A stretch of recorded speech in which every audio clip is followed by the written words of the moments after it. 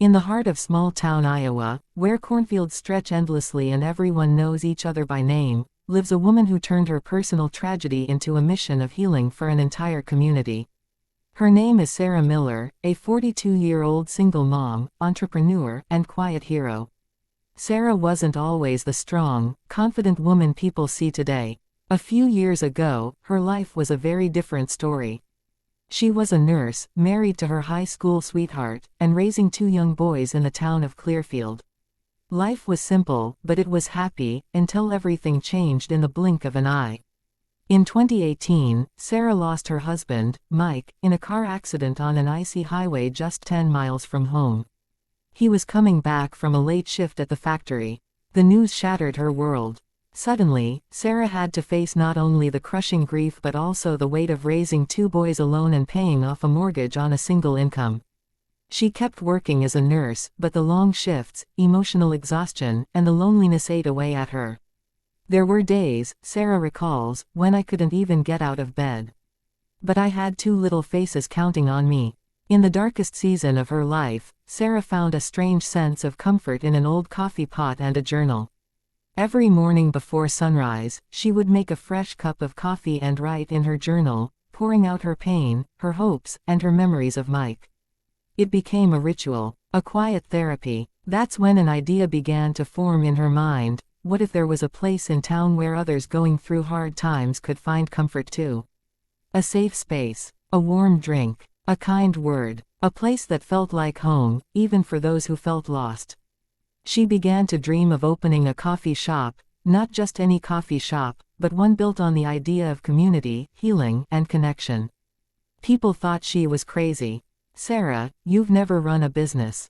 Do people even drink that much coffee in a town this small? You're a nurse, stick to what you know. But Sarah had something stronger than doubt. She had purpose.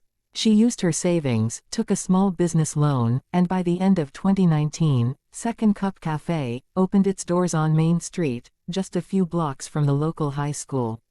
The name had a special meaning. It's for anyone who needs a second chance, a second wind, or just a second cup of coffee to make it through the day, Sarah would say with a smile. At first, business was slow. But word spread. Second Cup Cafe wasn't like other places. There was a community board where anyone could leave messages, job offers, babysitting help, homemade meal exchanges. There was a free library shelf with handwritten notes inside the books.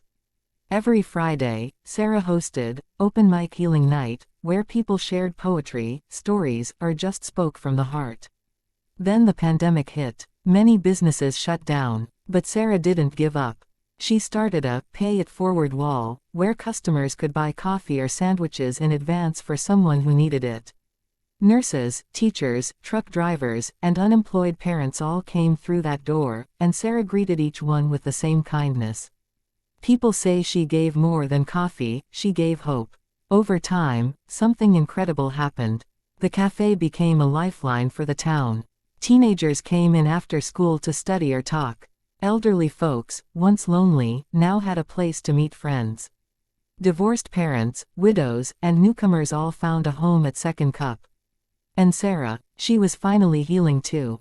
In 2023, Sarah was invited to speak at a National Women's Leadership Summit.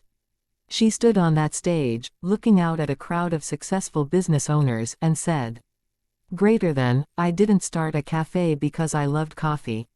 I started it because I knew what it felt like to be broken, and I believe that sometimes, healing starts with a warm drink and someone who listens.